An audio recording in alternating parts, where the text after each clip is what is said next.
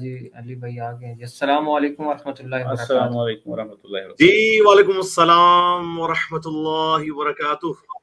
علی بھائی کیسی طبیعت ہے آپ کی؟ الحمدللہ لا حول ولا قوۃ الا باللہ. اللہم صلی علی محمد وعلی آل محمد. علی بھائی یہ سوال شاید بھائی نے کچھ نوٹ کیے ہیں، انشاءاللہ آپ سے وہ سوالات کا سلسلہ شروع کرتے ہیں. اللہ کا نام لے کے بسم اللہ. علی بھائی ایک سوال تھا محیط بھائی کا، شاید انڈیا سے تھے، تو وہ کہہ رہے تھے کہ آپ نے ایک ویڈیو بھی شاید بنائی تھی نا کہ اللہ کو کس نے بنایا، تو وہ کہہ رہے تھے کہ آپ کو لگتا نہیں کہ نیچر ہی خدا ہے، گاڈ ہے؟ جی اس کو بھی میں نے ایڈریس کیا ہوا ہے اپنی ویڈیو کے اندر، ہو کریٹڈ گاڈ. اگر تفصیلی والی ویڈیو دیکھیں نا اس میں کہ یہ چیز تو اسٹیبلش ہو گئی ہے کہ یہ کریشن ایکس نہیلو ہوئی ہے، یعنی ہر چیز عدم محض سے وجود میں آئی ہے. اگر اسٹیڈی اسٹیٹ یونیورس کو مانا جاتا ہے، یعنی یونیورس ہمیشہ سے ہے، پھر اس ڈاکٹرن کو مانا جا سکتا تھا، اس موقف کو بیان کیا جا سکتا تھا. لیکن چونکہ اب سائنس نے بھی تصدیق کر دی ہے کہ اس کائنات کی کریشن ایک ایسے پوائنٹ سے ہوئی ہے جس کا والیوم زیرو تھا اور ڈینسٹی انفینٹ تھی، اور اس کے بعد ایک اتنی بڑی کائنات وجود میں آئی جس کے ساتھ ہی ٹائم بھی وجود میں آ گیا. جب اب کریشن ہوئی ہے تو پھر کریٹر کو ماننا پڑے گا. اگر یہ کریشن ہمیشہ سے ایگزسٹ کرتی ہوتی نا، پھر کوئی کہہ سکتا تھا کہ جی اٹ مے بی نیچر کہ جو شروع سے ایگزسٹ کر رہی ہے. دوسری بات، second law of thermo dynamics جو ہے فزکس کے لوگ جانتے ہیں، اس کی ایک ڈیفینیشن یہ ہے کہ انٹروپی یا تو کانسٹنٹ رہتی ہے یا وقت کے ساتھ بڑھتی ہے. انٹروپی فزکس میں کہتے ہیں ڈس آرڈر کو. اس کو سمجھے یوں کہ اگر ایک گلاس کے اندر ہم 3 مختلف کلرز کے چھوٹے چھوٹے بالز کی لیئر لگائیں، نیچے بلو کلر، اس کے اوپر یلو، اس کے اوپر ریڈ، تو یہ ایک لیئر میں لگے ہوئے بالز، پھر ہم اس کو ہلانا شروع کریں. آپ اس کو ہزاروں سال تک بھی ہلاتے رہے نا، وہ دوبارہ اس جگہ پہ واپس نہیں آئے گی، کیونکہ ڈس آرڈر بڑھتا ہی جائے گا. یہ نہیں ہوگا کہ آپ کے ہلانے سے دوبارہ سے وہ اسی ترتیب میں واپس آ جائے، الا یہ کہ کوئی شخص یوں باہر سے ہاتھ ڈال کے ہر بال کو اپنی جگہ پہ رکھے اور واپس لے کے آئے. اور وہ جو باہر سے انٹروین ہو رہا ہے نا، وہی بیسیکلی کریٹر ہے جو یعنی اس کو کر رہا ہوگا. تو کائنات کی جو انٹروپی ہے نا، وہ بھی ہمیں بتاتی ہے کہ اسے کسی نے کنٹرول کیا ہوا ہے. باقی میری تفصیلی ویڈیو آپ دیکھ لیں. رچرڈ ڈاکنز کے اوپر جو میں نے ویڈیو ریکارڈ کرائی تھی، مسئلہ number 83B، who created God اور جدید شیطانی وسوسوں کا تحقیقی جائزہ. تو مختصر بات یہ ہے کہ اسٹیڈی اسٹیٹ یونیورس والی تھیوری ختم ہو چکی ہے. اب یہ چیز اسٹیبلش ہو چکی ہے کہ ہر چیز کریٹ ہوئی ہے. تو چونکہ کریٹ ہوئی ہے اور اس کا سٹارٹ ہوا ہے کسی پوائنٹ سے، یہ تو اسٹیبلش ہو چکا ہے، تو اس کا مطلب ہے پھر اس کو سٹارٹ کرنے والا بھی کوئی ہے. نیکسٹ. علی بھائی اگلا سوال کہ ایک بھائی پوچھ رہے تھے کہ میں استقامت کیسے حاصل کروں؟ ہاں جی، استقامت کے لیے سب سے ضروری چیز ہے دعا کریں اللہ سے، سیدھی سی بات ہے. اللہ تعالیٰ استقامت دینے والا ہے. اس کے بعد قرآن کے ساتھ اپنا شغف رکھیں. قرآن تو اتنی عظیم چیز ہے کہ قرآن حکیم میں اللہ کے محبوب صلی اللہ علیہ وآلہ وسلم کو بھی کئی جگہ اللہ تعالیٰ نے فرمایا کہ ہم اگلے انبیاء کے واقعات آپ سے اس لیے بیان کرتے ہیں تاکہ آپ کا دل مضبوط کریں کہ انہیں بھی کن کن تکلیف سے گزرنا پڑا. تو قرآن حکیم پڑھنے سے انبیاء کرام کو جو تکلیف اٹھانی پڑی، وہ اہل ایمان کو جو تکلیف اٹھانی پڑی. اصحاب کہف کا واقعہ موجود ہے. اس طرح کے واقعات پھر توحید پر مبنی چیزیں قرآن کے اندر جو خدا میں یقین کو مضبوط کرتی ہیں. اس طرح کرنے سے انشاءاللہ وقت کے ساتھ ساتھ استقامت مل جاتی ہے. باقی وَاعْبُدْ رَبَّكَ حَتَّى يَأْتِيَكَ الْيَقِينُ، قرآن میں آیت ہے سورہ الحجر کی، اپنے رب کی عبادت کرتے رہو یہاں تک کہ موت آ جائے. یعنی یہ ہمیشہ اوپر نیچے والا معاملہ چلتا رہے گا حتیٰ کہ موت آ جائے گی. تو یہ اسی کا نام تو امتحان ہے. اللہ سے مدد مانگتے رہیں. نماز میں بھی ہم دعا کرتے ہیں، تو یہ دعاؤں کا سلسلہ جاری رکھیں، اچھی صحبت کریں. نیکسٹ. جی علی بھائی اگلا سوال ہے کہ ایک بھائی پوچھ رہے تھے کہ وہ نکر میں نہاتے ہیں اور وضو کرتے ہیں ساتھ، تو کیا اس سے ان کی نماز ہو جائے گی؟ کس چیز سے؟ دوبارہ رپیٹ کریں. نکر میں نہاتے ہیں. ہاں جی ہاں جی ہاں جی. نکر میں نماز تو نہیں ہوگی نا جی، مرد کے لیے گھٹنوں سے لے کے ناف کے نیچے تک.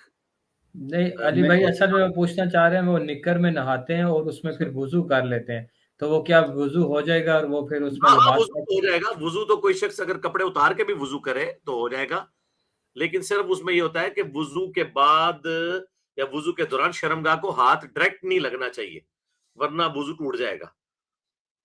تو کوئی مسئلہ نہیں اس میں. کئی لوگ تو سمجھتے ہیں کپڑے چینج کیے تو وضو ٹوٹ جائے گا. بھائی کپڑے چینج کرنے سے وضو کیوں ٹوٹ جائے گا؟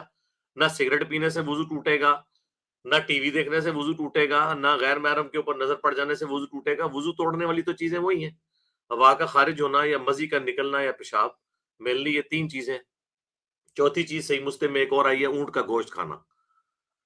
اور 5ویں چیز اگر کوئی ہو سکتی ہے تو غافل ہو کر سو جانا. یہ مینلی 5 چیزیں ہیں جو وضو کو توڑتی ہیں. نیکسٹ. جی علی بھائی اگلا سوال ایک بھائی کی طرف تھا کہ سنن الکبریٰ میں 2943 حدیث امام بھیکی نے لکھا, حضرت ابو طالب کو رضی اللہ تعالیٰ عنہ لکھا ہے. نہیں, وہ حضرت ابو طالب کو رضی اللہ تعالیٰ عنہ نے نہیں لکھا ہوا, انہوں نے وہ لکھا ہوا ہے علی بن حسین بن علی بن ابی طالب رضی اللہ عنہم.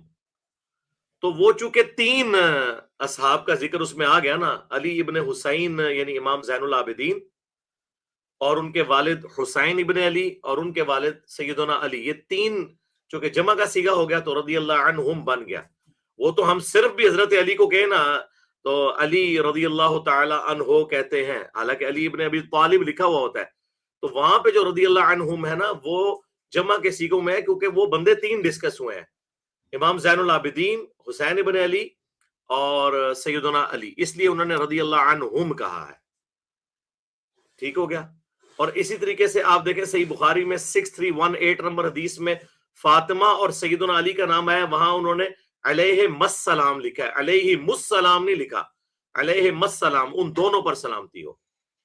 تو یہ ہے اس میں. باقی حضرت ابو طالب کے بارے میں ہمارا موقف تو یہ ہے کہ چونکہ ان کا احسان ہمارے پیغمبر کے اوپر ہے, ہم ان کے بارے میں کوئی نیگیٹو جملہ اپنی زبان کے اوپر نہیں لے کے آتے, پوری امت کے اوپر ان کا احسان ہے. نیکسٹ. اچھا علی بھائی ایک بھائی پوچھ رہے تھے کہ عیسیٰ علیہ السلام اور امام مہدی علیہ السلام کیا ایک ہی شخصیت کے 2 نام ہیں؟ وہ شاید کوئی حوالہ بھی دے رہے تھے کسی. وہ میں نے حدیث بیان کی ہوئی ہے میرے بھائی, اگر میری ویڈیوز انہوں نے ڈیٹیل کے ساتھ دیکھی ہوں تو میں نے کوئی بات چھوڑی نہیں ہے.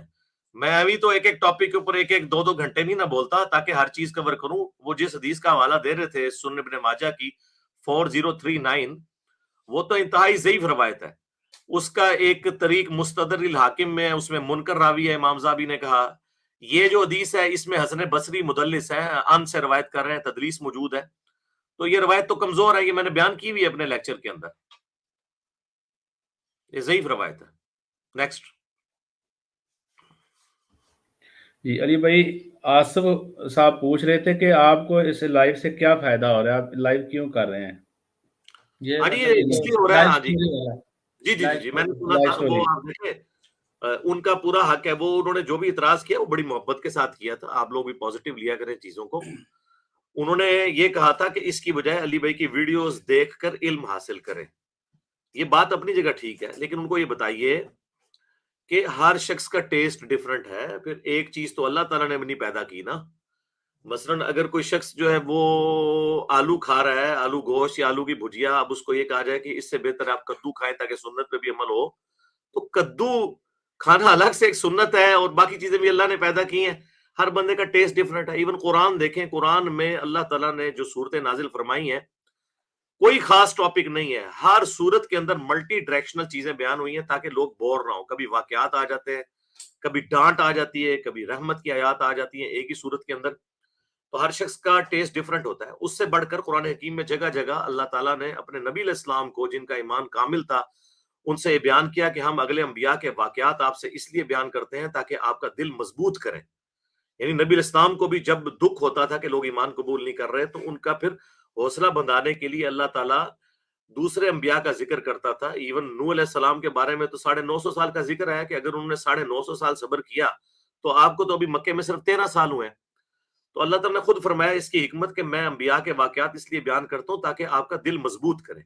یعنی انبیاء کی قربانیوں کے واقعات سننے سے اللہ کے نبی کا دل مضبوط ہوتا تھا. اسی طریقے سے ہمارے یہاں اسٹوڈنٹ جب آ کے اپنے واقعات کو بیان کرتے ہیں تو جو لوگ ہمت نہیں دکھا رہے یا جو بےچارے افسردہ ہیں, اکثر آپ لوگ دیکھ رہے ہیں وہ کہہ رہے ہیں ہم اپنے خاندان میں اکیلے بالکل اپنے آپ کو اجنبی فیل کر رہے ہیں, تو ان کے دل مضبوط ہوتے ہیں کہ نہیں یار ہم یہاں پہ ضرور اکیلے ہیں لیکن پوری دنیا میں لاکھوں لوگ اس دعوت کو قبول کر رہے ہیں اور اللہ کے محبوب صلی اللہ علیہ وآلہ وسلم کی سچی دعوت کے اوپر لبیک کہہ رہے ہیں. یہ اس لیے کیا جاتا ہے. تو یہ بھی قرآن و سنت کا حکم ہے کہ آپ نے اگلے لوگوں کے واقعات بیان کرنے ہیں, اور یہاں پہ ظاہر ہے کہ اس دور حاضر کے جو لوگ ہیں ان کے واقعات بیان کرنے سے ایمان میں مضبوطی ہوتی ہے لوگوں کے. تو یہ اس کا مقصد ہوتا ہے. اور باقی اس میں تو ہم یہ تو نہیں کہہ رہے ہوتے کہ جناب اس دوران اگر کوئی شخص دوسرا لیکچر نہیں دیکھ سکتا, بھائی دیکھے, جس کی جو مرضی, جس کا ٹیسٹ ہے وہ یہ دیکھے. یہ اسی طریقے سے ہوتا ہے جیسا کہ اہل حدیث کہتے ہیں کہ جی ٹھیک ہے رفع الیدین پہ تو بات کیا کریں, بنو امیہ پہ کرنے کی کیا ضرورت ہے. بھائی بنو امیہ آپ کا انٹرسٹ نہیں ہے نا, بنو امیہ دنیا میں کروڑوں لوگوں کا انٹرسٹ ہے. جو بنو امیہ کے انٹرسٹ والے ہیں وہ کہتے ہیں جی آپ بس ٹاپک اس کے اوپر زیادہ تفصیل سے بولا کریں, آپ ہر لیکچر کے اندر رفع الیدین کے اوپر کیوں ڈسکشن کرتے ہیں. تو ہم کہتے ہیں بھائی نماز کی امپورٹنس تو بہت زیادہ ہے. ہر شخص کو جو اس کے مزے کا ٹاپک ہوتا ہے وہ یہ سمجھتا ہے کہ باقی لوگ بھی میرے ہی طرح چشمہ لگا کے دیکھیں. تو اس طرح تو نہیں ہو سکتا. آپ کو جو چیز پسند نہیں ہے تو اس کا مطلب نہیں ہے کہ باقی لوگوں کو بھی پسند نہیں ہے. آپ اپنی اینک سے نہ دیکھیں, آپ ان پرنسپل بات کریں. نیکسٹ. جی علی بھائی, ایک بھائی کا سوال تھا کہ ریسرچ پیپرز کو آپ بنگلہ زبان میں بھی ٹرانسلیٹ کریں. 5B تو کیا, مطلب دوسرے بھی کروا دیں. ہاں جی 5B چونکہ زیادہ امپورٹنٹ تھا تو وہ اپنے شوق سے ایک بھائی نے بنگلہ میں ٹرانسلیٹ کیا. اس کے لیے انہیں اپنی یونیورسٹی کا ایک سیمیسٹر بھی ڈراپ کرنا پڑ گیا. ظاہر ہے ایک بڑا دقت والا کام تھا. تو انشاءاللہ تعالیٰ یہ اچھا مشورہ ہے. اور بھی کوئی بھائی والنٹیئرلی کرنا چاہتا ہے کر کے تو ہم سے رابطہ کریں ہماری اکیڈمی کے نمبر پہ. میں انشاءاللہ اس کو کنسیڈر کرتا ہوں. آپ بھی بلکہ کل ابرار بھائی سے رابطہ کیجئے گا, ان کا نمبر ہے. جو بنگلہ دیش والے بھائی ہیں جنہوں نے بنگلہ زبان میں کیا تھا, انہیں ہم ریکویسٹ کریں گے کہ آپ سنت اذکار اور اسی طریقے سے باقی ریسرچ پیپرز کے اوپر بھی کام کریں انشاءاللہ تعالیٰ. اچھی سجیشن ہے. نیکسٹ.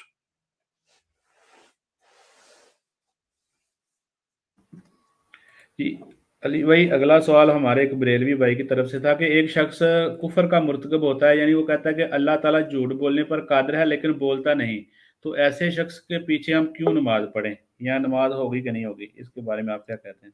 ہاں تو پہلے تو آپ نے اس بریلوی سے کہنا تھا کہ میرے بھائی آپ جو اتنی باتیں کھول کے میرے بھائی یہ بات کر رہے ہیں تو آپ ذرا ہمت کر کے بتائیں نا کہ کس فرقے کا یہ عقیدہ ہے. آپ میں تو یہ جرت نہیں ہو رہی کہ وہ آپ آ کے یہ بتائیں. آپ جنرل سوال کر رہے ہیں تو جنرل سوال کا جواب ہے کہ میرے بھائی کوئی مسلمان کی عقیدہ نہیں رکھتا. جب آپ نے جرت ہی نہیں کی ہے کہ آپ اس فرقے کا نام لے سکے تو پھر آپ ہم سے کیوں یہ ایکسپیکٹ کر رہے ہیں. عام بریلوی دیوبندی اہل حدیث شیعہ کسی کا یہ عقیدہ نہیں ہے کہ کسی بری صفت کو اللہ کی طرف منسوب کیا جائے. مجھے پتا ہے کہ وہ کس طرف اشارہ کر رہے ہیں, کون ہے وہ, ہم سے زیادہ کون جانتا ہے ان کے بابوں کو. چونکہ انہوں نے جرت نہیں کی ہے اس بات کرنے کی, لہذا میں بھی اس کا جنرل جواب دیتا ہوں کہ ہاں اگر کوئی شخص یہ کہتا ہے کہ اللہ تعالیٰ نعوذ باللہ زنا کرنے پر قادر ہے, جھوٹ بولنے پر قادر ہے, تو یہ عقیدہ کفر ہے. اس کی وجہ یہ ہے کہ یہ اللہ کی قدرت کا نقص نہیں ہے بلکہ اللہ کی طرف کوئی بھی نیگیٹو بات منسوب نہیں کی جا سکتی. اس عقیدے کو کہا جاتا ہے علم الکلام کی لینگویج میں محال, اور میں نے اس کے اوپر باقاعدہ ویڈیوز ریکارڈ کروائی ہیں. میری آپ یوٹیوب پہ جا کے ویڈیو دیکھیں, لاکھوں لوگوں نے دیکھی ہیں. علماء عرب کا ڈاکٹر ذاکر نائک کے اوپر کفر کا فتویٰ. ڈاکٹر ذاکر نائک نے اپنی ایک ویڈیو میں کہا تھا کہ میں کئی ایک چیزیں گنوا سکتا ہوں کہ جو اللہ تعالیٰ نہیں کر سکتا, حالانکہ اللہ تعالیٰ علی کل شیء قدیر ہے. تو اس پہ وہ صالح فوزان نے کفر کا فتویٰ دے دیا, اور اس نے یہ سنا ہی نہیں کہ اللہ کے بندے پوچھ تو لو وہ کیا بات کر رہا ہے, وہ تو تمہارا بھی عقیدہ ہوگا. یعنی اگر میں سٹیٹمنٹ دوں کیا اللہ تعالیٰ کوئی ایسا پتھر بنا سکتا ہے جسے خود نہ اٹھا سکے, تو اب اس سوال کا جواب کیا ہوگا؟ اگر آپ کہتے ہیں نا کہ ہاں جی ایسا پتھر بنا سکتا ہے, تو چلے آپ نے ایک مسئلہ تو حل کر دیا, دوسرے کا کیا بنے گا کہ خود نہ اٹھا سکے, پھر اس کی قدرت میں نقص آ جائے گا. اور اگر آپ کہتے ہیں کہ نہیں بنا سکتا ایسا پتھر, تو وہ کہیں گے اچھا پھر تو اللہ قادر ہی نہیں بنانے کے اوپر, تو آپ کدھر جائیں گے؟ اس طرح کے جتنے سوالات ہیں نا یہ ان پرنسپل غلط سوالات ہیں, ان کو کہا جاتا ہے محال. اللہ تعالیٰ چاہے تو کیا بیوی رکھ سکتا ہے, تو ہم کہیں گے محال, کیونکہ لم یلد ولم یولد. اللہ تعالیٰ چاہے تو نبی الاسلام کے بعد کسی اور کو پیغمبر بنا سکتا ہے, ہم کہیں گے محال. یہ ڈسکشن میں لائیں گے ہی نہیں کہ قدرت میں داخل ہے یا نہیں, کیونکہ اگر آپ کہیں گے نا قدرت میں داخل ہے تو پھر لا تبدیل علی کلمات اللہ کا کیا ہوگا؟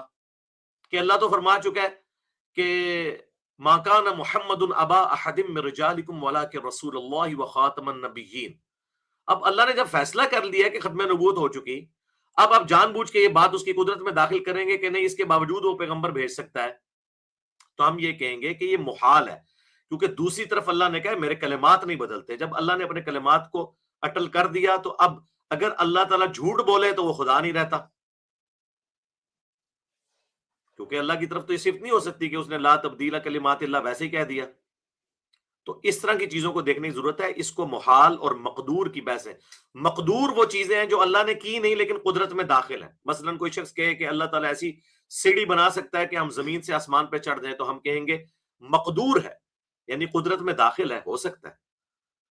لیکن محال وہ چیزیں ہیں جو اللہ نے خود اپنے لیے طے کر لی ہیں کہ یہ اس طرح نہیں ہوں گی.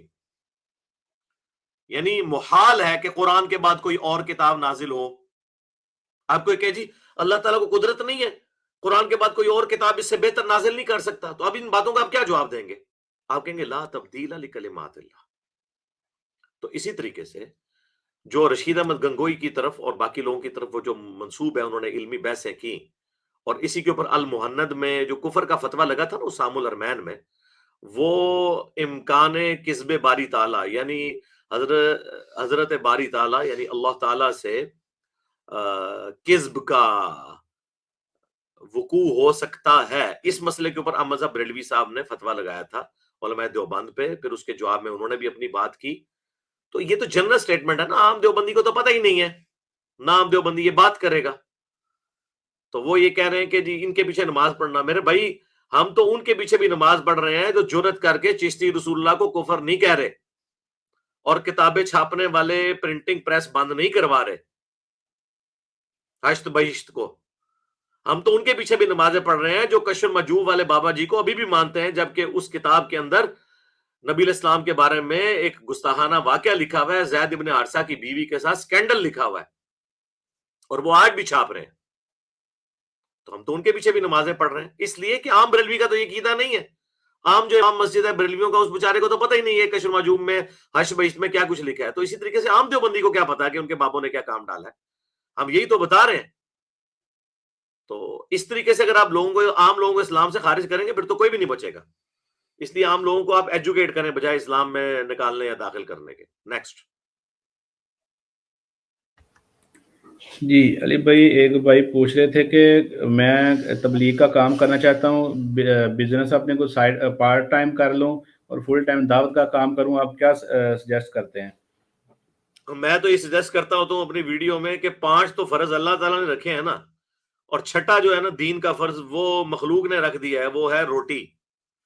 جب تک روٹی آپ کی سٹیبل نہیں ہوتی، ذریعہ معاش سٹیبل نہیں ہوتا، آپ اس وقت تک کوئی ایسا کام 100% وقف ہونے والا نہ کریں. پارٹ ٹائم ہی فی الحال لے کے چلیں. جب حالات و واقعات آپ کو اجازت دیں، مثلا اگر کوئی شخص اتنا امیر ہے کہ اس کے پاس اتنی پراپرٹی موجود ہے کہ اس کو کرائے آتے ہیں اور وہ سٹیبل ہو گیا، تو ٹھیک ہے، اس معاملے کو لے کے چلیں. لیکن اب کوئی شخص دکاندار ہے یا ملازم پیشہ ہے اور وہ کہ جی میں اپنی نوکری چھوڑ کے اللہ پہ توکل کر لیتا ہوں، تو ہم تو کبھی نہیں اسے اجازت دیں گے. نہ قرآن و سنت کی کوئی ایسی تعلیمات ہے، نہ ہر کوئی شخص ایسا کر سکتا ہے. اپنے واقعات کو آپ نے خود دیکھنا ہے. فی الحال تو پارٹ ٹائم کو لے کے چلیں. جب آپ مکمل طور پہ سٹیبل ہو جائیں تو پھر آپ ڈیسیژن کر سکتے ہیں. فی الحال تو پارٹ ٹائم لے کے چلیں. ہو سکتا ہے پارٹ ٹائم کرنے سے آپ کا شوق اتر جائے. شوق تو بڑا چڑھتا ہے لوگوں کو. رمضان میں نہیں آپ دیکھتے کتنے لوگ مسجد میں آتے ہیں، عید کی رات آتے ہی سارا شوق اتر جاتا ہے. پارٹ ٹائم پہلے چلائیں نا میری طرح. میں نے 15 سال اپنی جاب کے ساتھ سارے معاملات چلائے ہیں، تب جا کے at the end of the day میں نے جو ہے ٹوٹلی دین کے لیے وقف ہوا ہوں. ٹھیک ہے نا. جب مجھے یقین ہو گیا کہ میرے ریسورسز بھی مینج ہو گئے ہیں، پلس میرا یہ کام، میرا یہ پیشن ہے، ٹھیک ہے، پھر میں نے جو ہے نا آفیشلی جو ہے وہ اپنی جاب سے ریٹائرمنٹ لے کے پینشن کی طرف گیا ہوں. ورنہ تو نہیں اس طرح ہوا کہ مطلب جس طرح کہ میں جذباتی کو فیصلہ کر لوں. نیکسٹ.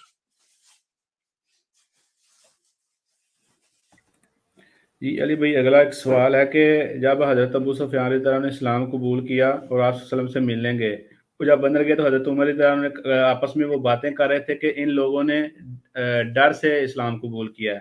تو حضرت ابو بکر رضی اللہ تعالیٰ عنہ نے کہا تھا کہ یہ دل کا حال اللہ تعالیٰ جانتا ہے. تو اس پہ آپ کوئی اظہار خیال کر دیں. بالکل ٹھیک کیا حضرت ابو بکر صدیق رضی اللہ تعالیٰ عنہ نے. صحیح، اسی طرح ہی کہنا چاہیے.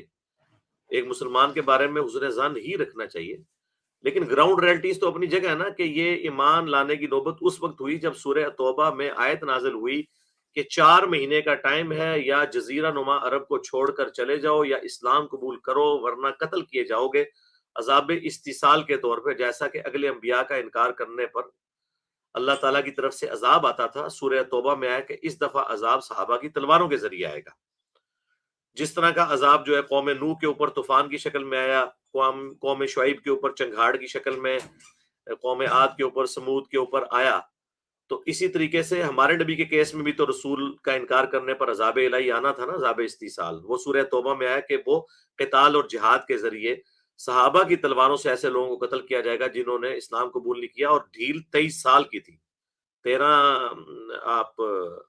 13 سالہ مکی دور کر لیں اور چلیں 8 سال وہ کر لیں، اور یہ تقریباً 21 سال بن گئے۔ تو اس کے بعد جب آخر میں یہ جب رکھا گیا، تو اس کے بعد جن لوگوں نے اسلام قبول کیا تو ان کو شریعت کی ٹرمنالوجی میں طلقاء کہا جاتا ہے، یعنی یہ لوگ وہ ہیں جنہیں یعنی ان کی توبہ کو ایکسیپٹ کیا گیا، جس طرح حضرت واشی تھے، حضرت ابو سفیان تھے، حضرت معاویہ تھے رضی اللہ عنہم اجمعین، لیکن ہم ان کے بارے میں بدگمانی تو نہیں کرتے۔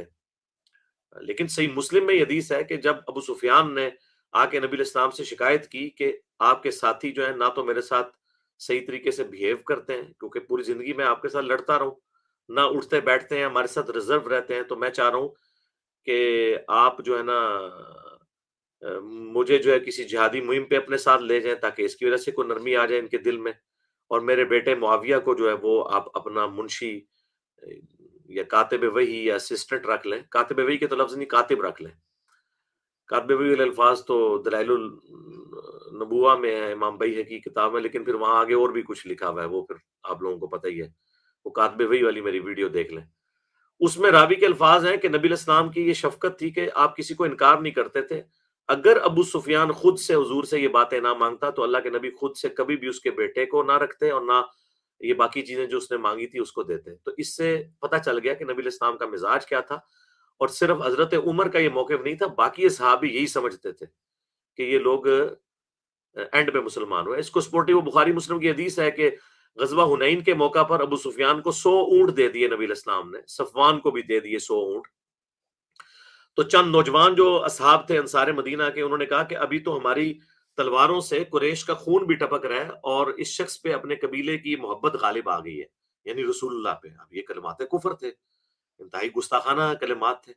اللہ تعالیٰ نے وحی کے ذریعے بتا دیا نبی علیہ السلام کو کہ آپ کے چند جذباتی انصار نے یہ بات کی ہے، تو نبی علیہ السلام نے انہیں بلایا، سینئر اصحاب بھی آگے کہ تم نے یہ بات کی ہے۔ تو سینئر نے کہا کہ یا رسول اللہ یہ جذباتی نوجوان ہیں، آپ ان کا عذر قبول کر لیں۔ تو نبی علیہ السلام نے کہا کہ اللہ اور اس کا رسول تمہارا عذر قبول کرتے ہیں۔ پھر آپ نے ان انصار کی دلجوئی کی، 295 زینی لگائی ان پہ۔ آپ علیہ السلام نے ان کی بات کی دلجوئی کی کہ واقعی یعنی یہ بات تو اپنی جگہ ٹھیک ہے کہ پوری زندگی تو انصار مدینہ اسلام کے لیے لڑتے رہے نا، اور جن کے باپ داداؤں کو قریش مکہ جو نبی علیہ السلام کے اولین دشمن، آخری وقت تک دشمن رہے، ان کو قتل کر کے اسلام کی راہ تو ہموار کی تھی انصار مدینہ نے۔ اور اب جب اسلام کا گولڈن پیریڈ شروع ہوا تو انصار کو نبی علیہ السلام نے کچھ نہیں دیا۔ پھر نبی علیہ السلام نے فرمایا کہ کیا تم اس پہ راضی نہیں ہو کہ یہ لوگ دنیا کا مال لے جائیں اور تم اللہ کے رسول کو لے جاؤ؟ اور خدا کی قسم اگر پوری دنیا ایک گھاٹی میں چلے انصار دوسری گھاٹی میں، تو میں اس گھاٹی میں چلوں گا، میرا جینا مرنا انصار کے ساتھ ہے۔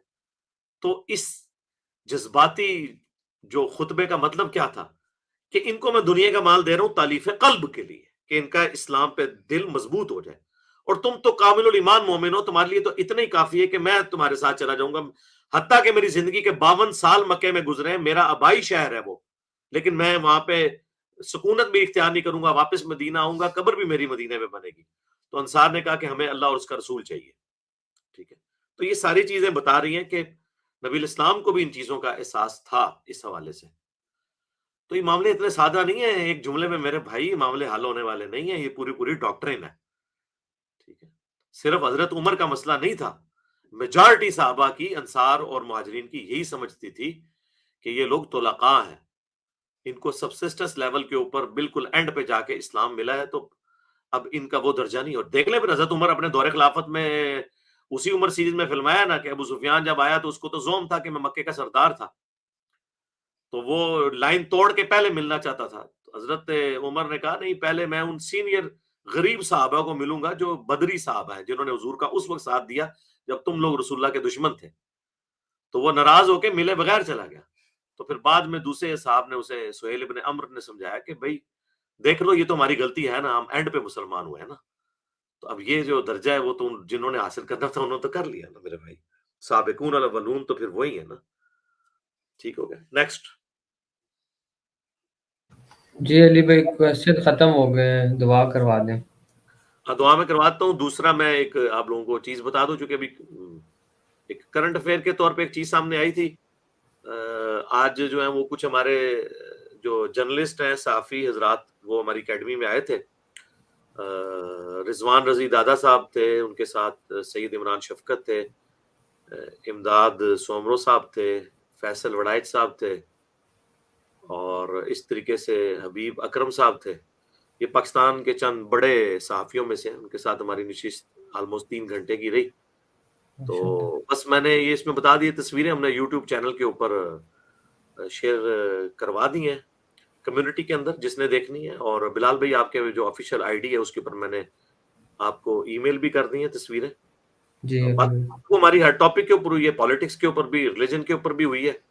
لیکن ظاہر ہے کہ وہ مطلب عام بندے سے ریلیٹڈ کئی باتیں نہیں ہوتی. میں نے بس ایک جسٹ اناؤنسمنٹ کے طور پہ آپ کو بتا دیا کہ یہ سارے معاملات ہیں. الحمدللہ. دعا میں اللہم نسألک بأنک انت اللہ لا الہ الا انت الاحد الصمد الذی لم یلد ولم یولد ولم یکن له کفوا احد وإلہکم الہ واحد لا الہ الا هو الرحمن الرحیم الف لام میم اللہ لا الہ الا هو الحی القیوم اللهم صل على محمد وعلى آل محمد اللهم اغفر لحينا وميتنا وشاهدنا وغائبنا وصغيرنا وكبيرنا وذكرنا وأنثانا اللهم من أحييته منا فأحيه على الإسلام ومن توفيته منا فتوفه على الإيمان اللهم ربنا آتنا في الدنيا حسنة وفي الآخرة حسنة وقنا عذاب النار. اے اللہ جن جن بھلائیوں کا سوال تیرے محبوب صلی اللہ علیہ وآلہ وسلم نے تجھ سے کیا، ہمارے حق میں، ہمارے ماں باپ کے حق میں، ہمارے بیوی بچوں کے حق میں، پوری امت کے حق میں قبول منظور فرما. اور جن جن چیزوں کے شر سے تیرے محبوب علیہ السلام نے تیری پناہ طلب کی، تمام کو ان چیزوں کے شر سے اپنی پناہ عطا فرما. پوری دنیا میں مسلمان جہاں کہیں بھی مظلوم ہیں، خصوص بالخصوص انڈیا میں، مقبوضہ کشمیر کے اندر، چائنا میں، فلسطین میں، افغانستان میں، عراق میں، غیب سے ان کی عزت آبرو جان و مال کی حفاظت فرما. تمام مسلمانوں کی تمام دینی، دنیاوی، جسمانی، روحانی، ظاہری، باطنی پریشانیاں، تکلیف، مصیبتیں، دکھ، بیماریاں، دشواریاں دور فرما اور نیک دلی جائز دعاؤں کو اپنی بارگاہ میں قبول و منظور فرما. اے اللہ میں ایمان و عافیت کے ساتھ مدینہ شریف میں موت، بقیہ غرقت میں مدفن اور جنت الفردوس میں اپنے محبوب صلی اللہ علیہ وآلہ وسلم کا پڑوس نصیب فرما. اور اے اللہ ہمیں پورے اخلاص کے ساتھ اپنے محبوب صلی اللہ علیہ وآلہ وسلم کی اس سچی دعوت کو پوری دنیا میں عام کرنے کی توفیق عطا فرما. سبحان ربک رب العزت عما یصفون وسلام علی المرسلین والحمد للہ رب العالمین وصلی اللہ علی النبی الکریم وعلی آلہ وصحبہ اجمعین الی یوم الدین. آمین آمین. جزاکم اللہ خیر علی بھائی. وعلیکم ورحمۃ اللہ وبرکاتہ. السلام علیکم ورحمۃ اللہ وبرکاتہ. جی وعلیکم السلام ورحمۃ اللہ وبرکاتہ. ولا حول ولا قوة الا باللہ. علی بھائی کیسی طبیعت ہے؟ علی محمد وعلی آل محمد واصحاب محمد اجمعین الی یوم الدین. جی جناب. جی علی بھائی سوالات ہم نے لکھ لیے. ایک تو ابھی ان بھائی کی آخر میں نصیر بھائی کی کچھ سجیشن تھی. ہاں یہ نصیر بھائی کے آپ سوالات لے لیں، جی ان کو امیج کی فارم میں لیں، اور میرا خیال ہے جب نیکسٹ سنڈے کو انشاءاللہ آپ کا وزٹ ہے نا وہاں پہ، جی بالکل، وہ سوالات ہم پبلک سیشن میں ریکارڈ کروا دیں گے انشاءاللہ. ٹھیک ہے علی بھائی میں اور اس انشاءاللہ کو لے لیکن لیتا سوال دینے کے بعد نا آپ نے پہلے خود سوالات کو سمجھ لینا ہے ہوں. کہ وہ سوال کر رہے کیا ہے. یہ نہ ہو کہ میں جب آپ سے کاؤنٹر پوچھوں کہ یہ کیا لکھ کے لائے ہیں آپ، تو آپ کو پتہ ہی نہ ہو. یعنی وہ اتنے سلیس ہوں کہ آپ کو پتہ چل جائے کہ یہ پوچھ رہے کیا ہیں، تب میں جواب دوں گا. سوال جو ہے وہ آدھا جواب ہوتا ہے. جی علی بھائی سوال کا پتہ ہی نہ چلے تو جواب پھر بندے نے کیا دینا ہے. ہاں تو یہ آپ ذرا اس کے اوپر ورکنگ کر کے نا، ان سے واٹس ایپ کے اوپر کال وغیرہ کر کے فائنل کر کے پھر آپ میرے پاس آئیے. جی علی بھائی ٹھیک ہے. بسم اللہ کریں. جی سوال کریں. جی علی بھائی ایک سوال تھا بھائی کا کہ ایک قرآن کی جو آیت ہے کہ اگر فاسق خبر لے کر آئے تو اس کی تحقیق کر لیا کرو، تو جو آپ نے اس کی جو واقعہ اس سے شاید غالباً منسوب ہے، جس واقعے سے یہ آیت نازل ہوئی کہ اس کو سند کو صحیح کہتے ہیں، جبکہ زبیر علی زئی صاحب جو ہیں وہ اس کو ضعیف کہتے ہیں، اور جو محدثین ہیں وہ بھی اس سند کو کمزور کہتے ہیں۔ نہیں اس طرح نہیں ہے میرے بھائی، زبیر علی زئی صاحب شاید اس کی کسی ایک سند کے اوپر کلام کرتے ہوں گے۔ یہ جو سورۃ الحجرات کی آیت ہے نا، ان جاء فاسق بنبأ فتبینوا، اگر کوئی فاسق تمہارے پاس خبر لے کر آئے تو تحقیق کر لیا کرو، یہ ولید ابن عقبہ کے بارے میں نازل ہوئی تھی، اور مسند احمد کے اندر اس کی ایک سے زیادہ روایتیں موجود ہیں، اور امام حیثمی نے مجموع الزوائد میں مسند احمد کی کچھ روایتوں کے اوپر جرح کی ہے، اور ایک روایت کو انہوں نے کہا ہے کہ یہ روایت صحیح ہے۔ اس کے علاوہ بھی اگر آپ شروحات پڑھیں گے نا قرآن کی جو تفسیر ہے جتنی بھی، ان میں آپ کو ملے گا کہ امام ابن عبد البر جو ہے نا، انہوں نے تو کہا ہے کہ اس کے اوپر اجماع ہے کہ یہ ولید ابن عقبہ کے بارے میں نازل ہوئی ہے۔ تو ولید ابن عقبہ جو ہے یہ وہی ہے جس نے شراب پی کر نماز پڑھائی تھی، جو صحیح مسلم میں آتا ہے، حضرت عثمان کا یہ گورنر تھا، ان کا بھائی بھی لگتا تھا یہ رشتے میں، تو یہ اس کے بارے میں ہی نازل ہوئی ہے، اس میں کوئی دوسری رائے نہیں ہے۔ روایتوں کے اوپر کسی معاملے میں کسی روایت کے اوپر کوئی جرح ہو سکتی ہے، تلقی بالقبول جن چیزوں کو حاصل ہو جاتا ہے اس میں کوئی دوسری رائے نہیں ہوتی۔ مثلاً یہ حضرت علی کو بستر پہ لٹانے والی جو روایت ہے مسند احمد میں امانتیں واپس کرنے کے حوالے سے، تو وہ روایت تو کمزور ہے، لیکن تمام جو سیرت نگار ہیں ان کے ذریعے اس کو تلقی بالقبول حاصل ہو جاتی ہے کہ سب نے مشترکہ طور پہ اس واقعے کو نقل کیا، اور اس میں کوئی اتنا ایشو نہیں ہے۔ اور اگر کسی کو ولید بن عقبہ کے حوالے سے مسئلہ ہے کہ جی وہ ایک صحابی تھا تو اس کے بارے میں اتنی بڑی بات آ گئی کہ وہ فاسق ہے، تو اس کے بعد کے بھی آپ کرتوت دیکھ لیں، وہ تو طلقاء میں سے تھا، اس کا باپ وہی ہے عقبہ ابن ابی معیط، جس کے بارے میں بخاری مسلم میں ہے کہ اس نے نبی علیہ السلام کے کندھے پہ اوجڑی رکھی تھی، اسی کا بیٹا ہے۔ اور صحیح مسلم تو نہیں جھوٹ بول رہی نا، اور بخاری میں بھی وہ واقعہ موجود ہے کہ اس نے شراب پی کے نماز فجر پڑھائی تھی، پھر حضرت عثمان نے کوڑے لگوائے تھے، تو وہ تو حدیث بخاری مسلم میں ہے۔ جز رفع الیدین میں امام بخاری نے نقل کیا کہ اس کے بارے میں نبی علیہ السلام نے ہاتھ اٹھا کے بدعا بھی کی تھی، کیونکہ اپنی بیوی کو مارتا تھا، حضور نے کافی دفعہ سمجھایا، جب باز نہیں آیا تو پھر آپ علیہ السلام نے اس کے لیے بدعا کی تھی۔ تو یہ فاسق کیا، یہ تو بدعایا ہوا شخص ہے، نبی علیہ السلام کی بدعا ہے اس کے لیے ہاتھ اٹھا کے۔ اور وہاں پہ شیخ زبیر علی زئی صاحب نے جز رفع الیدین میں جو ہاتھ اٹھا کے بدعا کی ولید بن عقبہ اسی کے بارے میں، تو اس کے نیچے شیخ زبیر صاحب نے لکھا ہے کہ اس کی سند صحیح ہے۔ تو بیسیکلی امام بخاری نے وہ تمام روایتیں لی ہیں جن میں نبی علیہ السلام کا ہاتھ اٹھانا ثابت ہے، چاہے وہ یعنی دعا کے لیے ہاتھ اٹھانا ہو یا رفع الیدین، یعنی وہ بیسیکلی بتانا چاہتے ہیں کہ ہاتھ اٹھانا ہی سنت ہے۔ تو زبیر علی زئی صاحب اگر اس روایت کو صحیح نہیں مانتے تو دوسری جگہ نبی علیہ السلام کا ان کے لیے بددعا کرنا ولید بن عقبہ کے لیے، اس کو تو صحیح مانتے ہیں۔ جز رفع الیدین جو امام بخاری کی کتاب پہ انہوں نے تحکیم لگائی ہے، اس کا آپ پی ڈی ایف ہماری ویب سائٹ سے ڈاؤن لوڈ کر لیں اور پڑھ کے خود دیکھ لیں۔ نیکسٹ۔ جی علی بھائی، ایک بھائی کا سوال تھا کہ جب کہ یہ دعوت ماشاءاللہ بہت پھیل چکی ہے تو آپ مسجدیں اپنی کیوں نہیں بناتے تاکہ وہاں پہ دین کی خالص تعلیم دی جائے؟ اس کا جواب میں ہاتھ جوڑ کے خدا کے لیے، اگر میری ویڈیو سن کے آپ یہ سوال کر رہے ہیں تو میرے خیال آپ نے میری ویڈیوز نہیں سنی۔ میری مجلس 50 سن لیں، انٹرویو آف انجینئر محمد علی مرزا۔ مسجدیں ہمیں ضرورت ہی نہیں ہے، ساری مسجدیں ہماری ہیں انشاءاللہ، تو ہمیں مسجد کی تو ضرورت ہی نہیں ہے لہذا سے امت میں تفرقہ ڈالنے کی۔ ایک ایک کر کے یہ تو لوگ چاہتے ہیں لہذا مسجدیں بنائیں تاکہ پھر ایک گالی جو ابھی تک مجھے یہ نہیں دے سکے کہ یہ لہذا فرقہ بنائے گا، وہ گالی پکی ہو جائے کہ اس نے مسجد لہذا کر لی ہے۔ مسجدیں ہی ہماری ہیں، مسجدیں یہ لوگ بناتے ہیں جو کہتے ہیں ایک دوسرے کے پیچھے نماز نہیں ہوتی، ہماری تو سب کے پیچھے نماز ہوتی ہے۔ تو ان کی مسجدیں ہی ہماری مسجدیں ہیں، جس طرح کہ یورپ میں، امریکہ میں گرجے جو ہے مسلمانوں کے ہاتھ بیچ دیے ہیں کرسچنز نے، کیونکہ کرسچنز تو آنا وہاں چھوڑ گئے ہیں، تو انہوں نے مسلمانوں کو مسجدوں کے لیے وہ جگہ دے دی ہیں اور مسلمانوں نے خریدی ہیں۔ تو یہاں تو یہ بھی نوبت نہیں آئے گی، بس وہ وقت دور نہیں ہے کہ صرف امام مسجد بغیر رفع الیدین کے نماز پڑھ رہا ہوگا، مقتدی سارے جو ہیں علمی کتابی مسلم ہوں گے انشاءاللہ تعالی۔ تو یہ مسجدیں ہیں ہمارے پاس بہت زیادہ ہیں، اللہ کا شکر ہے، یہ ساری ہماری مسجدیں ہیں۔ یہ جو نمازی بھی ہیں یہاں پہ بوڑھے بوڑھے، ان کی اولادیں بھی ہماری ہیں انشاءاللہ تعالی، بے فکر رہے آپ۔ نیکسٹ۔ जी अली भाई, एक भाई का सवाल था कि क्रिप्टो करेंसी की ट्रेडिंग हलाल है या हराम, शायद वो पाकिस्तान में लीगल नहीं है ना, तो इस हवाले से वो पूछ रहे थे। वो यार एक लादा बात है, हर बार इसकी लकीर पीटना, बार बार ये बात करना। मेरे भाई मुझे कोई इंटरेस्ट नहीं है किसी के करेंसी लेने या देने के साथ। मैंने हमेशा इन प्रिंसिपल बात करनी है। मैंने किसी भी मामले में किसी को ऑन नहीं करना। मैं क्यों ऑन करूं? 1 लाख कारोबार की लिस्ट आप ले आए और कहें जी बताएं ये कारोबार हलाल है हराम है। नहीं नहीं नहीं नहीं मेरे भाई, अपने गुनाहों का बोझ खुद उठाएं, अपनी नेकियों का बोझ खुद उठाएं। इन प्रिंसिपल मैंने बता दिया है, हलाल और हराम कारोबार के 4 उसूल, और उसी में फॉरेक्स ट्रेडिंग के बारे में मैंने बताया। आप लिखें forex trading engineer Mohammad Ali Mirza, एक क्लिप खुल जाएगा, लाखों लोगों ने वो क्लिप देखा है, उसमें मैंने इन प्रिंसिपल चीजें बता दी हैं। ये आपने खुद उठाना है अपना बोझ, मैंने नहीं आपका बोझ उठाना किसी भी मामले के अंदर। क्योंकि अगर मैं किसी मामले में वर्डिक दे दूंगा हलाल और हराम की, तो उसकी जिम्मेदारी मुझे उठानी पड़ेगी ना। मैंने उसूल बता दिए हैं, अगर उन उसूलों के मुताबिक वो ठीक है तो आप बिल्कुल ले लें। अगर तो क्रिप्टो करेंसी आप समझते हैं कि ये सेम उसी तरीके से है जिस तरह बाकी करेंसीज हैं, ठीक है, और इसमें कोई गरर और धोखे वाला मामला नहीं है, तो करें मेरे भाई, मुझसे क्यों पूछते हैं।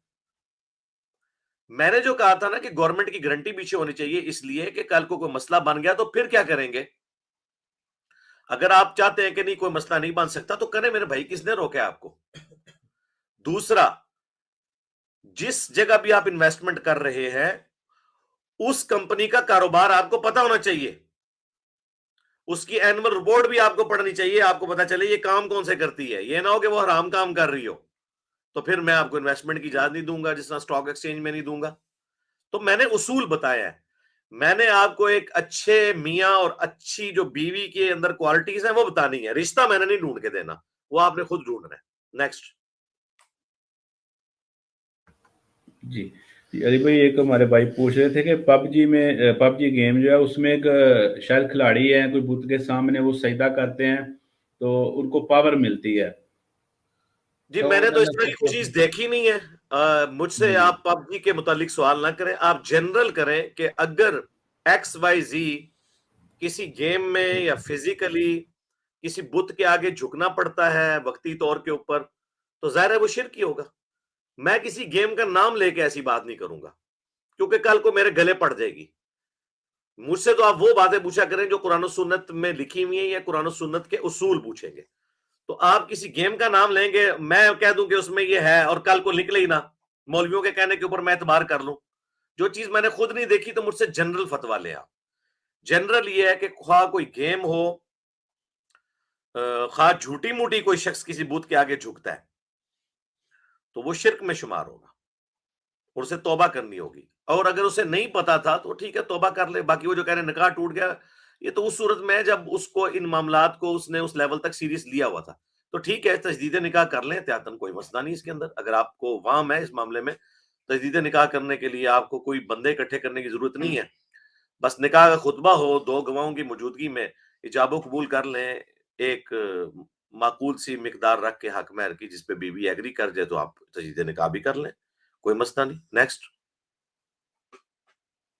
जी एक भाई पूछ रहे थे कि आप शिया को बेनिफिट ऑफ डाउट देते हैं कि वो उनको बचपन से ये चीजें सिखाई गई हैं, तो आप नासबियों को क्यों नहीं बेनिफिट ऑफ डाउट देते कि उनको भी तो बचपन में ये चीजें बताई गई हैं ना। हाँ जी, हमने सबको बेनिफिट ऑफ डाउट दिया है। हमारा झगड़ा इसलिए है कि शिया की बुनियाद यह है कि वो अपने बुजुर्गों के पीछे चलते हैं। अच्छा, बरेलवियों की बुनियाद है कि अपने बुजुर्गों के पीछे चलते हैं, देवबंदियों की बुनियाद है वो अपने बुजुर्गों के पीछे चलते हैं। नासबियों का दावा यह है कि हम कुरान और हदीस के पीछे चलते हैं। अगर ये नासबी कहना हम भी अपने बुजुर्गों के पीछे हैं, तो हम इन्हें भी बेनिफिट ऑफ डाउट देंगे। एक गरीब ऊपर से बदतमीज, एक दावा करना हम बुखारी मुस्लिम के मानने वाले हैं और फिर बुखारी मुस्लिम का इनकार करना, इस वजह से नासबियों का जुर्म बड़ा हो जाता है। जिस दिन शिया ये कहेंगे ना कि हम वही कुछ मानते हैं जो उसूलुल काफी में लिखा है, चाहे हमारे मौलवी जो मर्जी कहता रहे, और एक बरेलवी देवबंदी के कि मैं वो मानूंगा जो कुरान और बुखारी मुस्लिम में लिखा है, चाहे हमारे पीर साहब हमारे हजरत साहब कोई भी तावील करते रहे, हम नहीं मानेंगे, तो फिर यही गुस्सा मेरा उन पे भी आ जाएगा। नासबी अहले हदीसों के ऊपर गुस्सा इसलिए है कि ये झूठ बोलते हैं अपने दावे में। बरेलवी देवबंदी शिया अपने दावे में सच है कि उनका उसूल यह है कि उन्होंने बुजुर्गों को मानना है, चाहे कुरान हदीस आ भी जाए तो उन्होंने छोड़ना नहीं है, اپنے بزرگوں کو, تو وہ کم از کم ایک نمبری تو کر رہے ہیں نا, منافقت نہیں کر رہے, یہ منافقت کر رہے ہیں, یہ اپنا اصول وہ کھڑا کر رہے ہیں. آج یہ اصول بدل لیں, میری زبان کے بارے میں نرم ہو جائے گی انشاءاللہ تعالی. یہ تو نہیں ہوگا کہ آپ ایک ٹکٹ میں 2 مزے میں آپ کو کرنے دوں, ایسے تو نہیں ہوگا. رہ گیا شیعہ کے معاملے میں, تو میری سب سے زیادہ ویڈیوز شیعہ کے بارے میں علمی میری ہی ہیں. آپ کوئی بھی ٹاپک اٹھا کے دیکھ لیں, توحید کے بارے میں ہو, ماتم کے بارے میں ہو, مجھے بتائیں میری ویورشپ کی آدھی ویورشپ بھی کسی سنی عالم کی ہے جو شیعہ کے خلاف ویڈیوز ہیں علمی رد کے اوپر؟ تو یہ بات کرنا آسان ہے نا. اللہ کا شکر ہے جن جن چیزوں میں مجھے اختلاف ہے وہ میں نے الحمدللہ ڈنکے کی چوٹ پہ کیا ہوا ہے. شیعہ میں شرک کا ذمہ دار کون, میری ویڈیو دیکھ لیں. ماتم کے اوپر میری ویڈیوز کتنی زیادہ ہے. اور پھر سب سے بڑھ کر میں نے جب کبھی بھی غدیر خم کی حدیث بیان کی تو میں نے کہا کہ مولا علی کا مطلب ہے سیدنا علی ہمارے آقا ہیں, ہم اس سے محبت رکھتے ہیں. اس سے مراد یہ نہیں کہ ہم انہیں یا علی مدد کہہ کے پکاریں گے. تو میں تو ہر وقت پیرلل میں رد کرتا ہوں.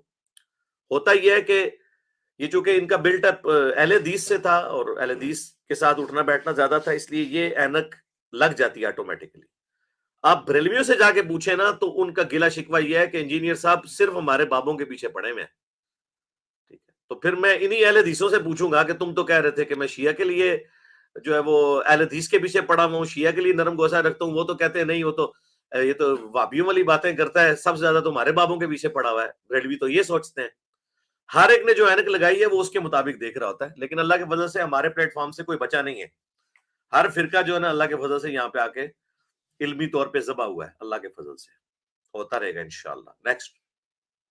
علی بھائی, انہی بھائی کا اس سے ریلیٹڈ سوال تھا کہ اگر کوئی خلفائے راشدین کو معاذ اللہ کافر کہے تو کیا وہ خود کافر ہو یہ جائے؟ ڈاکٹرن والا سوال ہے جی. اس کو میں سوال کا جواب پہلے دے چکا ہوں, آپ کے بھی لائیو سیشن میں دے چکا ہوں, اور اس کے اوپر میری ایک ویڈیو دیکھ لیں.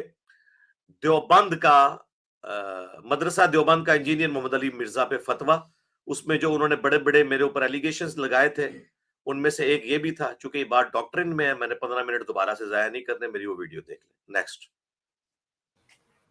جی علی بھائی, اگلا سوال ہے ذرا کمپلیکیٹڈ ہے, شاید آپ نے وہ نوٹ کیا ہو کہ امام بھائی پوچھ رہے تھے کہ امام بخاری نے جز رفع الجدین میں مرفوع اور موقوف وغیرہ کا کوئی ہاں وہ میں سن رہا تھا میرے بھائی.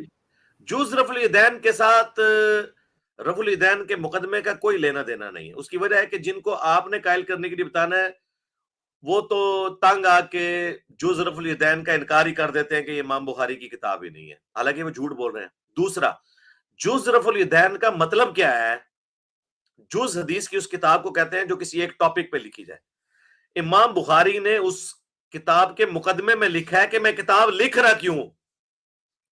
امام بخاری کہہ رہے ہیں میں یہ کتاب اس لیے لکھ رہا ہوں کہ وہ لوگ جنہوں نے اجمیوں کی حدیث سے ناواقفیت کی بنیاد پر رفع الیدین چھوڑنے کی بدعت ان میں جاری کر دی ہے اور رفع الیدین کی سنت سے نفرت ڈال دی ہے, میں ان کے رد پہ لکھ کے یہ ثابت کروں گا کہ رفع الیدین نبی الاسلام کی سنت ہے. یہ انہوں نے سٹارٹ میں لکھا ہے. تو جو کتاب لکھنے والا ہے وہ تو اس میں سے کہیں نہیں ہے نکال رہا کہ میں رفع الیدین کے خلاف لکھ رہا ہوں. تو اگر وہ روایتیں لے کے آ رہے ہیں تو روایتوں کو اسی میں سمجھنا ہے نا. دوسرا, جس مولا علی کی روایت کی آپ بات کر رہے ہیں وہ روایت تو ترمذی ابن ماجہ کے اندر موجود ہے, مرفوع حدیث موجود ہے. آپ نے اگر جز رفع الیدین سے نہیں بھی لینی تو جائیں ترمذی ابن ماجہ پڑھ لیں. میرا ریسرچ پیپر جو نماز محمدی والا ہے صلی اللہ علیہ وآلہ وسلم, میں نے اس میں وہ روایت جز رفع الیدین کے ریفرنس سے نہیں لی, امام علی علیہ السلام کی روایت جو مرفوع روایت ہے نبی علیہ السلام سے کہ مولا علی روایت کرتے ہیں کہ نبی علیہ السلام نماز اس طریقے سے پڑھتے تھے, وہ ترمذی اور ابن ماجہ سے لی ہے. اور باقی بخاری مسلم کی کتنی احادیث ہیں جو رفع الیدین کے اوپر گواہ ہیں, وہ بھی حنفی چھوڑتے ہیں تو اس کو تو چھوڑتے ہیں.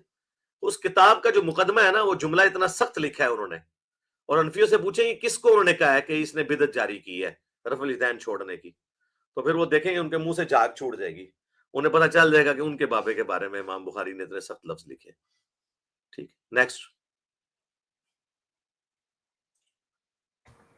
یہ اگلا سوال ہے ڈاکٹر اسرار صاحب کے حوالے سے ہوا تھا,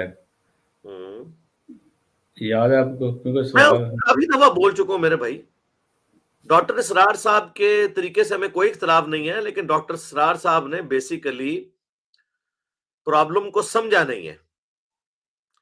نبی علیہ السلام کے زمانے کا جو ایشو تھا اور آج کا ایشو بالکل ڈیفرنٹ ہے. نبی علیہ السلام کے مخاطبین بت پرست کافر تھے، اور ہمارے مخاطبین کلمہ گو مشرک اور کافر ہیں، لیکن وہ اتنے تگڑے ہیں اپنے دین میں، اپنے زوم میں، کہ ہم دعوت دینے والوں کو کہتے ہیں سر تن سے جدا۔ تو نبی علیہ السلام کے جو مخالفین تھے وہ تو کافر تھے، وہ تو کہتے تھے ہم تمہیں پیغمبر نہیں مانتے۔ ہمارے مخاطبین وہ ہیں جن کو ہم نبی علیہ السلام کی طرف بلاتے ہیں تو وہ کہتے ہیں تم لوگ جھوٹے ہو، ہم پیغمبر کے ماننے والے ہیں۔ یہ بنیادی غلطی ہے جو ڈاکٹر سرار صاحب کو سمجھ نہیں آئی ہے کہ ان کے مخاطبین کون ہیں۔ وہ کہہ رہے ہیں ہم اسی پیٹرن پہ، پیٹرن وہی ہوگا، لیکن اب مسئلہ یہ ہے کہ پیٹرن یہ آ گیا ہے کہ آپ نے مسلمان کو مسلمان کرنا ہے، اس کے لیے آپ کو مسلمانوں کو جن بابوں نے گمراہ کیا ان سے رشتہ توڑنا ہے، جو ہم نے کیا ہے۔ یہی وجہ ہے ڈاکٹر سرار صاحب ہوں یا مولانا مودودی ہوں یا کوئی اور بھی ہیں، آپ دیکھ لیں ان لوگوں کو دعوت کا کام کرتے ہوئے آدھی آدھی نصف صدیاں ان لوگوں نے لگائی ہیں، اور ان کی جماعتوں میں ہزاروں لوگ ان کے ورکر ہیں، ان میں سے کتنے پیڈ ورکر ہیں، ان کے مدرسے ہیں، مسجدیں ہیں، مراکز ہیں، تنظیم اسلامی کے بھی، جماعت اسلامی کے بھی۔ لیکن آپ دیکھ لیں کہ چینج ایک بندے کی وجہ سے آئی ہے، تو کیوں، کیا فرق ہے؟ اب میں حکومت میری وجہ سے یہی کہیں گے میں کرتا ہے، تو دیکھ لیں لائف سٹوری میں آپ کو نظر نہیں آ رہا کس کی وجہ سے آئی ہے؟ تو ہم نے پرابلم ایریا آئیڈینٹیفائی کر دی ہے کہ جب تک آپ کسی کا بابا نہیں مارتے اس وقت تک رسول اللہ کے قدموں میں حاضر وہ نہیں ہوگا کبھی بھی۔ ان لوگوں نے کو ایگزسٹ کرنے کی کوشش کی ان کے ساتھ، وہ کو ایگزسٹ اس طریقے سے ہو نہیں سکا۔ دیوبندیت سے دونوں نے اٹھان بھری، مولانا مودودی نے بھی اور ڈاکٹر اسرار نے بھی، اور اس وجہ سے بریلوی ان کو کبھی بھی ایکسیپٹ نہیں کریں گے۔ اور آپ ہمارا لائیو سیشن دیکھ لیں، کتنے بریلوی ہیں جو چینج ہوئے ہیں۔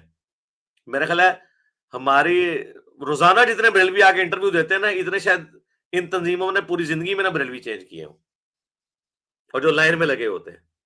تو ہمیں یہ ہے مسئلہ کہ قرآن و سنت کی طرف تب آئیں گے جب وہ آپ کو مسلمان سمجھیں۔ نبی علیہ السلام اگر کافروں کو دعوت دے رہے تھے تو وہ تو کافر تھے نا، ہمیں مسلمانوں کو دعوت دینی پڑ رہی ہے، ان مسلمانوں کو جو قرآن و سنت کی بات کرنے والوں کو کافر و گستاخ رسول سمجھتے ہیں۔ تو پہلے تو آپ کو اپنا سرٹیفکیٹ ان سے اسلام کا لینا پڑے گا، تو لیں۔ آج تک ڈاکٹر سار مودودی صاحب کو کسی بریلوی دیوبندی اہل حدیث نے ایکسپٹ کیا؟ نہیں، ہمیں کیوں ایکسپٹنس مل گئی ہے؟ تو یہ بہت بڑا فرق ہے۔ باقی میری مجلس 50 دیکھیں، دعوت کی حکمت ہے، اس حکمت کو لے کے چلنا ہے، اس کے بغیر معاملہ نہیں۔ مجھے بہرحال آج ایک اور میں ورڈک دے دوں، ایک بھائی نے بڑی اچھی بات کی تھی، مولانا اسحاق صاحب کے اسٹوڈنٹس کے لیے خصوصاً میں، انہوں نے بڑی جرت کی بات کی، اگرچہ انہوں نے مولانا اسحاق صاحب کو پہلے سنا، اس کے بعد انہوں نے کہا کہ یہ جرت مولانا اسحاق صاحب اور مودودی صاحب نے بھی نہیں کی، اور ڈاکٹر اسرار صاحب نے بھی، کہ بابوں کو ہاتھ ڈالیں جو انجینئر صاحب نے کی ہے۔ تو سر پھر آؤٹ پٹ دیکھ لینا آپ، ہم نے وہ طوطا پکڑ لیا ہے جس کے اندر اس گمراہی کی جان تھی۔ جیسے ہی وہ طوطا پکڑا ہے تو دیکھیں یہ سب لوگ چینج ہوئے ہیں۔ یہ طوطا نہ مودودی صاحب کے قابو آیا، نہ ڈاکٹر اسرار کے قابو آیا، نہ ڈاکٹر ذاکر نائک کے قابو آیا، نہ احمد دیدات کے آیا۔ ہاں، ممی ڈیڈی لوگ جو صاف ستھرے ذہن والے ہیں وہ ابھی بھی ان کو سنیں گے، ان کی باتیں ویڈیوز دیکھیں گے یا تحریریں پڑھیں گے اور امپریس ہوں گے، لیکن مین سٹریم کی امت ان کو 1% ایکسیپٹنس دینے کے لیے تیار نہیں ہے۔ ہماری ایکسیپٹنس اس لیے ہو گئی ہے کہ ہم نے اس طوطے کو پکڑ لیا ہے، جو طوطا جو ہے نا وہ سبز رنگ میں وہ بیٹھا ہوا تھا اس درخت کے اندر، درخت کے پتے بھی سبز تھے، سبز پتوں میں سبز طوطا مودودی صاحب کو، ڈاکٹر اسرار کو، مولانا اسحاق کو نظر نہیں آیا۔ میں تو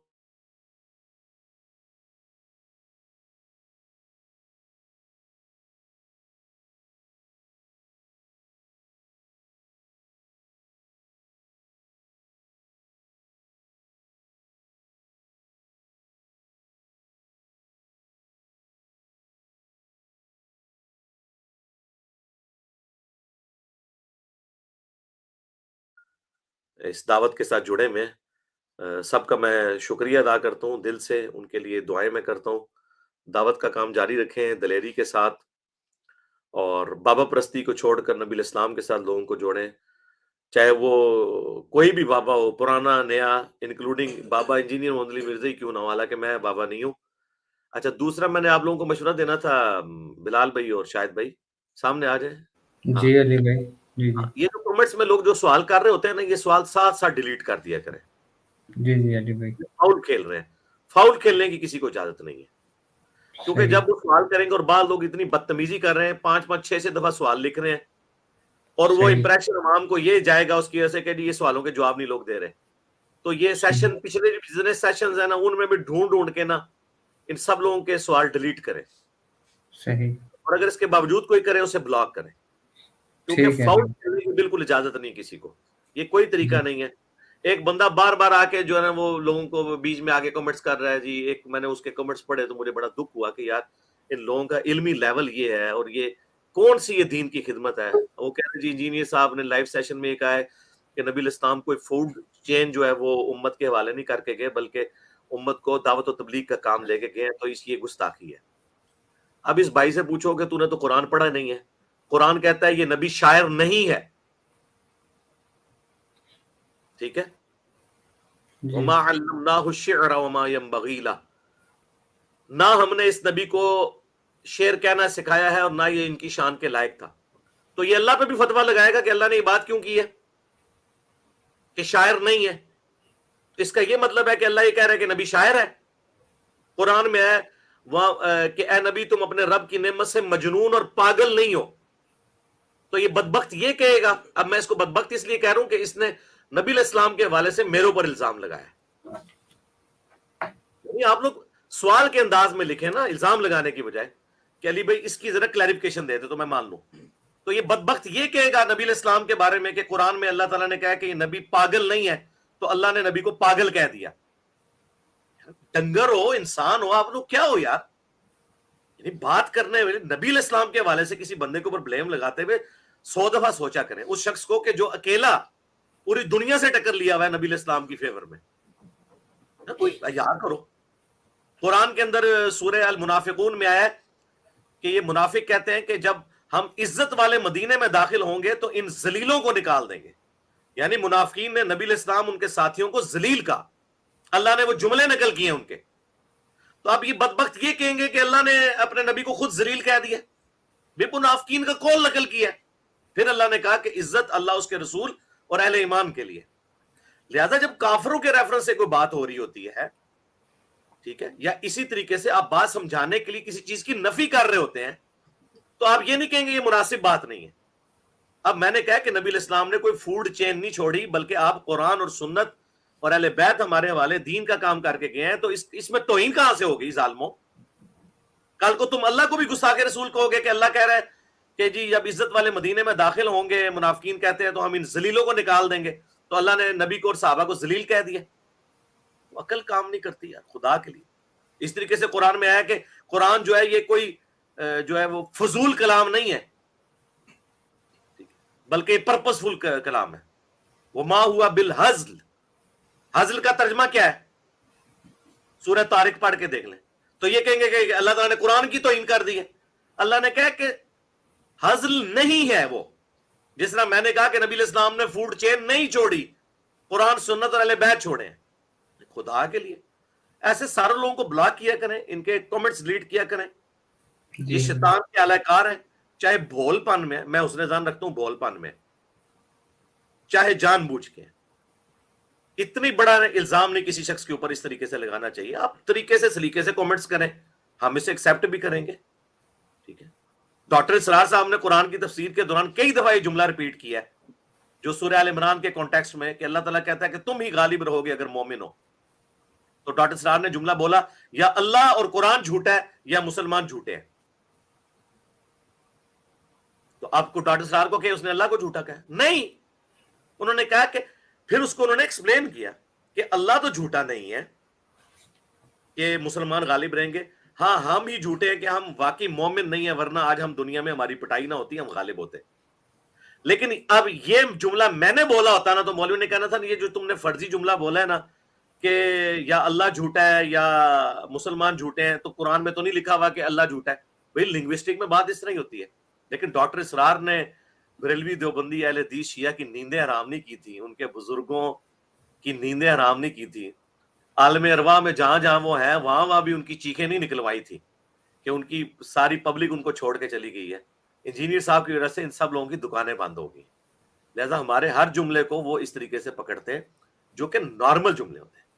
ایون آپ دیکھ لیں ڈاکٹر اسرار صاحب نے سورۃ المنافقون کی تفسیر کے دوران عبداللہ ابن ابی کا یہ جو قول تھا کہ یہ منافقین کہتے ہیں جب عزت والے داخل ہوں گے مدینے میں ذلیلوں کو نکال دیں گے، اس میں انہوں نے اس ڈسکشن کرتے ہوئے یہاں تک بول دیا کہ وہ منافقین کہتے تھے کہ ہماری بلی ہمیں ہی میاؤں، ہمارے کتے ہم ہی پہ بھونکتے ہیں. یعنی وہ صحابہ کرام کو کہہ رہے تھے کہ ان کو ہم نے پالا، عبداللہ ابن ابی کہتا تھا، اور آج یہ ہم ہی پہ بھونکتے ہیں. کتوں کے ساتھ مثال دے دی منافقین کے ریفرنس سے. اب یہ مثال میں دیتا تو انہوں نے کہنا تھا اس نے صحابہ کو کتے کہہ دیا. اور مزے کی بات، اسی منافقون کی اسی آیت میں کی تفسیر میں بیان القرآن میں ڈاکٹر سراج صاحب نے یہاں تک کہہ دیا کہ ایک چھوکرا تھا زید ابن ارقم، اس نے یہ بات سن کے حضور کو بتائی کہ عبداللہ ابن ابی نے آپ کے بارے میں یہ جملہ بولا ہے. تو نبی علیہ السلام نے بلایا، عبداللہ ابن ابی نے انکار کر دیا. تو نبی علیہ السلام نے اس چھوکرے کی بات کو چھوڑ دیا. پھر قرآن میں آیت نازل ہوئی کہ یہ چھوکرا صحیح کہتا ہے. یہ 3-4 بار چھوکرے کا لفظ انہوں نے استعمال کیا زید ابن ارقم کے لیے کہ چھوکرا صحیح کہہ رہا ہے. اب یہ بات میں کرتا تو کہنا دیکھو جی اس نے تو صحابی کو چھوکرا بول دیا ہے جیسا میرے بارے میں کہہ رہے. میں نے منافقین کے بارے میں بات کی کہ یہودی کہتے تھے یہ کل کا چھوکرا میں آ کے سمجھاتا ہے، میرا کلام نہیں ہے. تو اس سے بڑھ کے قرآن میں لکھا ہے کہ منافقین کہتے تھے کہ ان ذلیلوں کو، اور قرآن کی آیت ہے سورۃ المنافقون کی آیت نمبر 8، ہم ان ذلیلوں کو، کس کو ذلیل کا؟ اللہ کے نبی کو اور صحابہ کو، معاذ اللہ، ہم نکالیں گے ان کو مدینے سے. اور اللہ نے بھی جملہ نقل کر کے نعوذ باللہ جو ہے وہ گستاخی کر دی. تو اللہ نے تو نہیں کہا نا، منافقین کا نقل کیا. ہم بھی اگر یہود و نصارہ کے ریفرنس سے کوئی بات نقل کریں، قرآن میں لکھا ہے یہ کافر کہتے تھے نبی دیوانہ ہے، مجنون ہے، اسے پریشان خواب آتے ہیں، اس نے اجمی غلام رکھا ہے جو اسے پڑھاتا ہے. اتنے سخت سخت الفاظ ہیں. جب آپ یہ چیزیں کوٹ کرتے ہیں کافروں کے حوالے سے تو ہم اس کو کہا جاتا ہے نقل کفر، کفر نہ باشد. اور اپنی حالت ان کی یہ ہے کہ ان کے بابوں نے اپنے ناموں کے کلمے پڑھائے، لا الہ الا اللہ چشتی رسول اللہ اور اشرف رسول اللہ کلمے کو انڈورس کیا شریف تھانوی نے، ان کو یہ قیم الامت اور رحمہ اللہ کہتے ہیں. تو یہ میں نے ساری چیزیں کلیئر کی. یہ میں نے باتیں اس لیے کی ہیں کہ اب اس ٹاپک کے اوپر کوئی چیز آئے تو آپ جو ہے نا وہ لوگوں کو کلیئر کر دیا کریں کہ خدا کے لیے تھوڑا سا سینس اپنے اندر پیدا کرو، دین کا تھوڑا علم حاصل کرو. اس طرح فوراً ورڈکٹ نہ دے دیا کرو کسی چیز کے بارے میں جو تمہارے دل کو بری لگتی ہے. بری تو بہت ساری چیزیں انسانوں کو لگتی ہیں، ٹھیک ہے. یہ تو حضرت ابوبکر کو بھی شہید کر دیتے کہ تو نبی علیہ السلام کی میت کے اوپر یہ کیوں پڑھ رہا ہے کہ من کان یعبد محمدا فإن محمدا قد مات. جو کوئی تم میں محمد کی عبادت کرتا تھا جان لے محمد مر چکے ہیں. بھئی محمد کی عبادت کون سا صحابی کرتا تھا؟ حضرت ابوبکر نے کس کیپیسٹی میں یہ فرضی جملہ بولا ہے؟ ان کے تحت تو جھوٹ بولا ہے. کون سا صحابی حضور کی عبادت کرتا تھا؟ اور پھر اس سے بڑی گستاخی کی، کہا کہ مر چکے. ان کے تحت تو کہنا چاہیے تھا وصال شریف، پردہ شریف فرما گے. یہ کہتے ہیں نا اللہ کہہ سکتا ہے ہم نہیں کہہ سکتے، تو ابوبکر صدیق نے کیوں کہا؟ ابوبکر تو اللہ نہیں ہے، وہ تو حضور کا امتی ہے. وَمَن يَعْبُدُ اللَّهَ، اور جو کوئی اللہ کی عبادت کرتا ہے جان لے فَإِنَّ اللَّهَ حَيٌّ لَا يَمُوتُ، اللہ زندہ ہے، اللہ کو کبھی موت نہیں آئے گی. یہ صحیح بخاری میں 4 دفعہ حدیث آئی ہے. تو حضرت ابوبکر نے فرضی جملے بولے جو ان کی ڈاکٹرن میں خالصتاً گستاخانہ جملے تھے اور جھوٹے جملے تھے. یہ جھوٹا جملہ ہے کہ تم میں جو محمد کی عبادت کرتا ہے، کون عبادت کرتا ہے؟ کسی صحابی نے حضور کی زندگی میں حضور کی عبادت نہیں کی ہے. لیکن بیسیکلی انہوں نے بعد میں آنے والوں کو سنایا تھا، کیونکہ انہیں پتا تھا کہ محمد رسول اللہ سے پہلے ایک شخصیت گزری ہے عیسیٰ ابن مریم، ان کے نام پہ اس کائنات کا سب سے بڑا شرک ہوا ہے جو بت پرستی کے نام پہ نہیں ہوا. اور ہمارے نبی نے ہمیں کہا تھا، صحیح بخاری میں حدیث ہے، دیکھنا میری شان کو اس طرح بلند نہ کرنا جس طرح نصارہ نے اپنے پیغمبر کو بڑھا دیا اور ڈیوینٹی میں کلیم کیا میں اللہ کا بندہ اور اس کا رسول ہوں، مجھے اللہ کا بندہ اور اس کا رسول کہنا. تو میں کہتا ہوں کہ رسول اللہ کی کامیابی ہے کہ ان کی میت کے اوپر حضرت ابوبکر صدیق نے گٹھلیاں رکھ کے درود شریف اور آیت کریمہ نہیں پڑھایا، بلکہ شرک کو ذبح کیا وہاں پہ کہ جو کوئی محمد کی عبادت کرتا تھا، کرتا ہے یا کرے گا، کیونکہ وہ مضارع کا سیغہ ہے. من کانا یعبد محمدن، جو کوئی بھی تم میں محمد کی عبادت کرتا ہے یا کرے گا. یہ مضارع عربی میں نا پریزنٹ ٹینس اور مستقبل دونوں کو کور کرتا ہے. تو وہ جان لے فَإِنَّ مُحَمَّدًا قَدْ مَاتَ، کہ بے شک محمد مر چکے. یہ نہیں کہا کہ وصال فرما گئے، وصال بھی عربی کا لفظ ہے، نہیں استعمال کیا. وفات بھی لفظ استعمال نہیں کیا، وفات بھی عربی کا لفظ ہے. تو جاؤ ابو بکر صدیق کو پھر سمجھاؤ جا کے. اور اس سے بڑی بات کوئی صحابی کرتا ہی نہیں تھا عبادت. تو ابو بکر صدیق رضی اللہ تعالیٰ عنہ کو پتا تھا کہ میں ابھی ان کی بلی مار دوں, اور ایسی ماری ہے کہ دیکھ لیں. آج جب ہم نے یہ خطبہ بیان کیا ہے, ہم نے تو فرضی کئی بریلویوں سے پوچھا جن کو یہ خطبے کا نہیں پتا تھا کہ بتاؤ اگر کوئی کہے کہ جو محمد کی عبادت کرتا ہے جان لے محمد مر گئے, تو میرے سامنے اس نے ننگی گالیاں نکالی کہ یہ کون خبیث ہے. اور میں نے کہا ایک اور شخص ہے, وہ کہتا ہے کہ حضور کو جب دفنایا گیا تو اس وقت بھی زبان ہل رہی تھی, اور امتی امتی, وہ جو ایک مولوی آ کے تو اس طرح کی کہانیاں سناتا ہے اور رلاتا ہے لوگوں کو, کہتے ہیں ہاں یہ عاشق رسول ہے. میں نے کہا جس کو تو عاشق رسول کہہ رہا ہے نا, یہ تو ہے تیرا مولوی, اور جس کو تو نے کہا نا گستاخ ہے اور گالیاں نکالی, وہ ابو بکر صدیق ہے اور بخاری میں لکھا ہوا ہے. پھر کہانیاں کراتے ہیں جی, ایک دفعہ جی ایک عاشق رسول کا اور ایک گستاخ رسول کا, اور گستاخ رسول ہمیشہ کلمہ گو وہ کہہ رہے ہوتے ہیں, یہودی عیسائی کو نہیں. تو اگلے دن اس نے کہا میں مناظرہ بعد میں کروں گا, پہلے مجھے بتاؤ تم پوری رات قرآن میں کون سی آیتیں ڈھونڈتے رہے ہو جن میں حضور کے بارے میں گستاخی آئی ہوئی ہے, نقص آیا ہوا ہے, اور میں پوری رات جو ہے نا قرآن میں سے حضور کی عظمت کی باتیں جو ہے نا وہ سنتا رہا ہوں. تو اسی پہ جناب وہ بریلوی مناظرہ جیت کے, اور لعنت ہے تمہارے ایسے عقیدے پہ کہ قرآن میں کوئی ایسی آیت ہے جس سے نبی علیہ السلام کی گستاخی ہوتی ہے. بے شرمو, وہ جتنی آیات ہیں وہ نبی کی گستاخی نہیں ہے, بلکہ نبی اور اللہ کا فرق کرتی ہیں. اور وہ آیتیں آج ہمارے پاس ثبوت ہیں کہ اس کتاب کا رائٹر محمد رسول اللہ نہیں ہے بلکہ اللہ ہے. ورنہ کوئی شخص بھی اپنے بارے میں اتنی سخت لینگویج یوز نہ کرے جو رسول اللہ صلی اللہ علیہ وآلہ وسلم کے بارے میں قرآن میں آئی ہے. سنیں, سورۃ النام میں اللہ نے فرمایا ہے کہ اے نبی اگر تم سے ہو سکتا ہے نا تو جاؤ زمین میں کوئی سرنگ تلاش کر لو یا آسمان میں کوئی سیڑھی لگا لو, اور معجزہ تم دکھا سکتے ہو تو لا کے انہیں دکھا دو, ہم تو معجزہ نہیں دکھائیں گے, اور تم جاہلوں میں سے نہ ہو. یہ الفاظ ہیں. سورہ بنی اسرائیل میں ہے کہ اے نبی قریب تھا کہ آپ بھی کافروں کی طرف تھوڑا سا جھک جاتے, یعنی یہ نہیں کہ ان کے عقیدے کی طرف, مراد یہ کہ وہ کہتے تھے تھوڑا کمپرومائز کرو, تھوڑا ہاتھ ہولا رکھو ہم پہ. اگر ہم آپ کا دل نہ تھام لیتے اور اگر آپ کافروں کی طرف جھک جاتے, یہ تو ہم نے آپ کو تھام لیا تھا, تو ہم آپ کو دنیا کی زندگی میں بھی دگنا عذاب دیتے اور آخرت کی زندگی میں بھی دگنا, اور آپ کو اللہ کے عذاب سے بچانے والا کوئی نہ ہوتا. پھر سورۃ الحاقہ میں اللہ نے فرمایا کہ اگر یہ نبی اپنی طرف سے کوئی بات ہماری طرف منسوب کر دیں جو ہم نے وہی نہیں کی, تو ہم ان کا دایاں ہاتھ پکڑ کے ان کی شارک کاٹ دیں, اور کوئی تم میں سے اس نبی کو ہم سے نہ بچا سکے. یار اگر یہ رسول اللہ نے خود کتاب لکھی ہوتی تو یہ باتیں نہ ہوتی قرآن میں. یہ وہ آیات ہیں جو ہم کافروں کو پیش کر کے منواتے ہیں کہ یہ کتاب کا رائٹر اللہ ہے, اور یہ خبیث سو کالڈ عاشقان رسول ٹوکے اٹھائے ہوئے یہ ان آیتیں پڑھنے پہ ہمیں گستاخ رسول کہتے ہیں. ان کے ڈنگر پن کا آپ اندازہ کر لیں. ٹھیک ہے, تو اس لیے خدا کے لیے ایک غریب تو بدتمیز الف بے نہیں آتی دین کی, نہ قرآن پڑھا نہ سنت, نہ تمہارے ان بزرگوں نے قرآن و سنت پڑھا جن کے تم لوگوں نے مزار بنائے ہوئے ہیں اور جن کے نام کے اوپر کھا کھا کے دیگیں. ہم سناتے ہیں ایاک نعبد و ایاک نستعین, وہ کہتے ہیں جی سلطان باہو نہیں سی پتا, اور نہیں سی پتا یار, مان لو جی وہ سلطان باہو نے فرمایا جی سن فریاد پیران دیا پیرا, میری فریاد سنی کن تھار کے ہوں, بیڑا میرا وچ کپڑا دے جتے مچ بھی نہ بہندے ڈردے ہوں.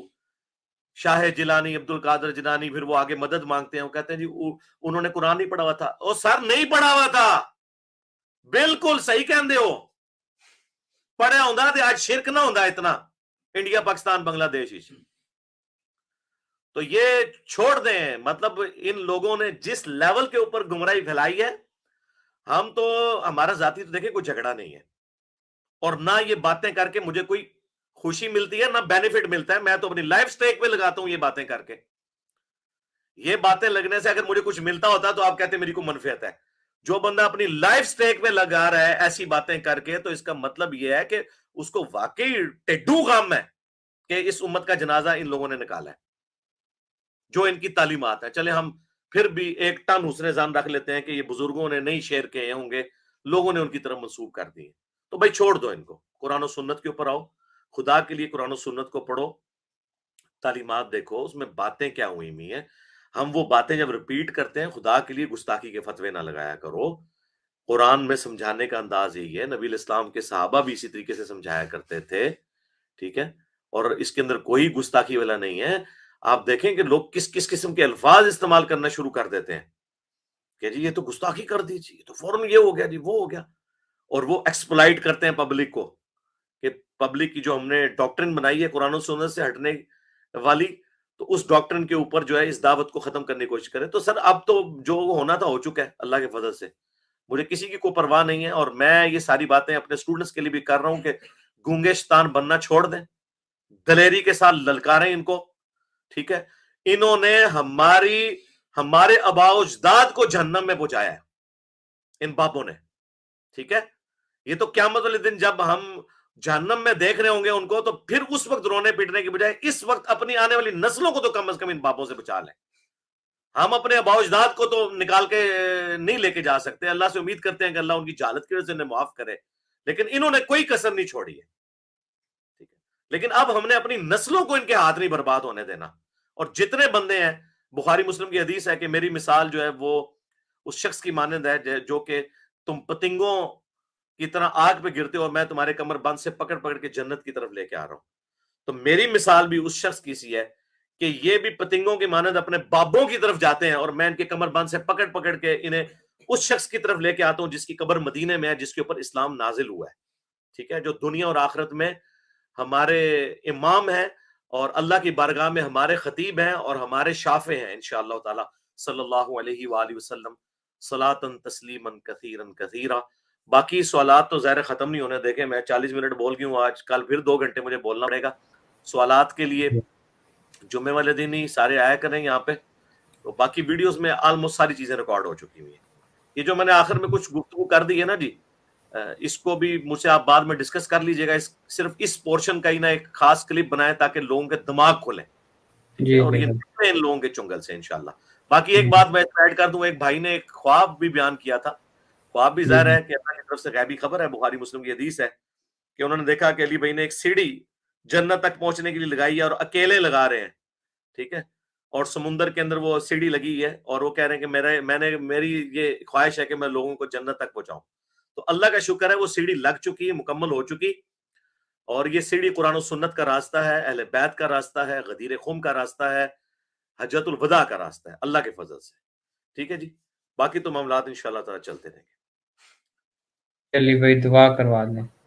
اللہم انی اسألک بانک انت اللہ لا الہ الا انت الاحد الصمد الذی لم یلد ولم یولد ولم یکن له کفوا احد وإلہکم الہ واحد لا الہ الا هو الرحمن الرحیم الف لام میم اللہ لا الہ الا هو الحی القیوم اللہم صلی علی محمد وعلی آل محمد اللہم اغفر لحینا ومیتنا وشاہدنا وغائبنا وصغیرنا وکبیرنا وذکرنا وانثانا اللہم من احییتہ منا فاحیہ علی الاسلام ومن توفیتہ منا فتوفہ علی الایمان اللہم ربنا آتنا فی الدنیا حسنة وفی الآخرة حسنة وقنا عذاب النار رب ارحمہما کما ربیانی صغیرا ربنا هب لنا من ازواجنا وذریاتنا قرۃ اعین وجعلنا للمتقین اماما. اے اللہ جن جن بھلائیوں کا سوال تیرے محبوب صلی اللہ علیہ وآلہ وسلم نے تجھ سے کیا، ہمارے حق میں، ہمارے ماں باپ کے حق میں، ہمارے بیوی بچوں کے حق میں، پوری امت کے حق میں قبول و منظور فرما. جن جن چیزوں کے شر سے تیرے محبوب علیہ السلام نے تیری پناہ طلب کی، تمام کو ان چیزوں کے شر سے اپنی پناہ عطا فرما. اے اللہ ہمارے ملک پاکستان کی خیر فرما، پورے عالم اسلام کی خیر فرما. اے اللہ مسلمان دنیا میں جہاں کہیں بھی مظلومی کی زندگی گزار رہے ہیں، انڈیا میں، مقبوضہ کشمیر میں، چائنا میں، فلسطین میں، عراق میں، شام میں، اے اللہ غیب سے ان کی عزت، آبرو، جان اور مال کی حفاظت فرما. تمام مسلمانوں کی تمام دینی دنیاوی جسمانی روحانی ظاہری باطنی پریشانیاں، تکلیف، مصیبتیں، دکھ درد، بیماریاں، دشواریاں دور فرما. اے اللہ ہمیں ایمان و عافیت کے ساتھ مدینہ شریف میں موت، لقی غرقد میں مدفن اور جنت الفردوس میں اپنے محبوب صلی اللہ علیہ وآلہ وسلم کا، ان کے اہل بیت کا، ان کے صحابہ کرام کا پڑوس نصیب فرما. سبحان ربک رب العزت عما یصفون وسلام علی المرسلین والحمد للہ رب العالمین آمین. ٹھیک ہے جی، جزاکم اللہ خیرہ. جزاک کوئی اللہ ڈانٹ پڑی ہو کسی کو تو وہ ایک ٹیچر کی ڈانٹ سمجھ کے اسے قبول کرے. یہ ڈانٹ کھا لے تو آخرت کی ڈانٹ سے، فرشتوں کی ڈانٹ سے انشاءاللہ بچ جائیں گے آپ انشاءاللہ. ٹھیک ہے جی, جزاک اللہ خیر. اللہ